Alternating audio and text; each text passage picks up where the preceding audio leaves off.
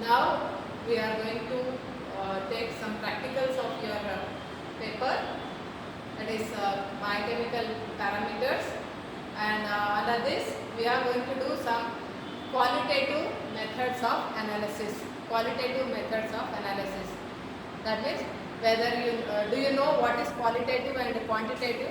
Qualitative means by seeing the color only we can analyze the chemical presence of a chemical. But quantitatively means you measure it, you weigh it, how much amount of protein or how much amount of carbohydrate present in a given sample. We are not measuring here, we are just seeing the color.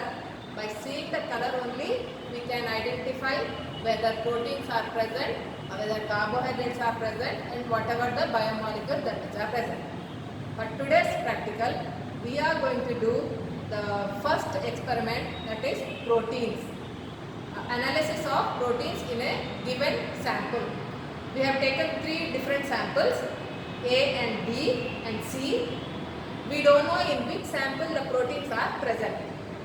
For that, what we have to do is, we have to take the samples from all the 3 and then go for the analysis. There are different methods of protein analysis. The first method is biuret method.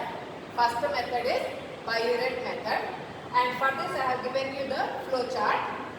Under this, first what you have to do is take 1 ml of sample from all the 3 samples, 1 ml in 3 different test tubes, namely A, B, C. Okay. Then in each test tube add 1 ml of the biuret reagent, and once you add it, shake the contents. Once you shake it, there will be a change in the color of the sample. Generally, if proteins are present, then you will get purple violet color. Once the purple violet color is found, that means the proteins is present in that sample. Okay, this is first method, that is called as biuret method. Okay, that is 1 ml of sample from 3 different and into 3 different test tubes. Then add 1 ml of biuret in each test tube. Mix it properly. Observe for the change in the color. If purple color is given, it indicates the presence of protein. If dark color is formed, that means more amount of protein is present. If light color is formed, means less protein is present. That means intensity of color is directly proportional to amount of protein present in the sample. Clear? Okay. Now we will go for the second method of analysis of proteins qualitatively. Then we will go for that by means of NaOH method. We call it as sodium hydroxide method. In this, we confirm the formation of ammonia. If ammonia is formed, that indicates the presence of the protein. Okay. Now how do we do it? Again, take 1 ml of sample in 3 different test tubes from the given samples. Okay, then add 1 ml of NaOH. Once NaOH is added, you just take the test tube and put it near the heating process.